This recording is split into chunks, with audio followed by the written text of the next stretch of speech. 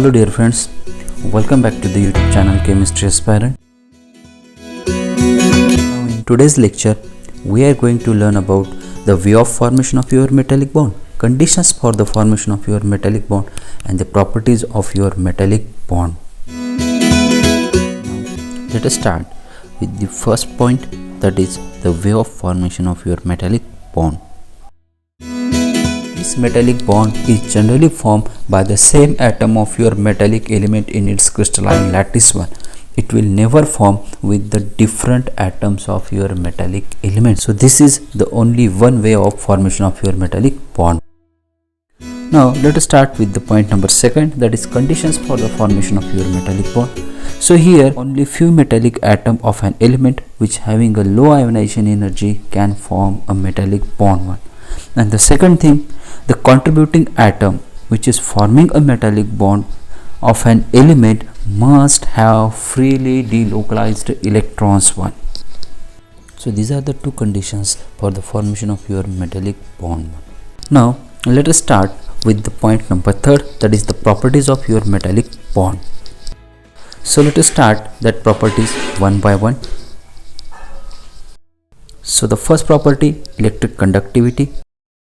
Compound containing metallic bond are an excellent conductor of electricity.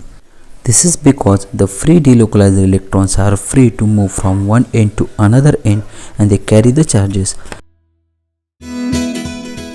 Now the second property, that is thermal conductivity. Here also you remember student, compound containing metallic bond conduct the heat one, because the free delocalized electrons which absorb the heat and able to transfer that heat from one end to the another end one. That's why they are the excellent conductor of heat also. Now third property, ductility. Compound containing metallic bond have a ductility property, that is they can be drawn into the thin wires one. This is because the delocalized electrons can easily break the bond and can also reform that bond, and hence they can be drawn into the wires one. Now next property, malleability. Compound containing the metallic bond are malleable, that is they are capable of being shaped by hammering or by pressing into the thin sheet. This is because the metallic bond between the atoms can be easily break and reform, and the binding forces between that metallic atoms are non-directional in nature, and hence they can be drawn into the thin sheets. Now fifth property, metallic lustrous. So compound containing metallic bonds are shiny, that is they shows that lustrous property. This is because when the light is incident on the metallic surface, the energy is absorbed by that delocalized electrons. This excites that electron. That excited electron returns to their original state by emitting the light of the corresponding frequency, which gives the shiny metallic lustrous to the metal one. Now next, property number 6, melting point and boiling point. So remember, compound containing metallic bond have a very high melting point and the boiling point one. This is because the electrostatic force of attraction between the metallic atom and free delocalized electrons are quite strong. So in order to overcome this attraction, a high amount of energy is required.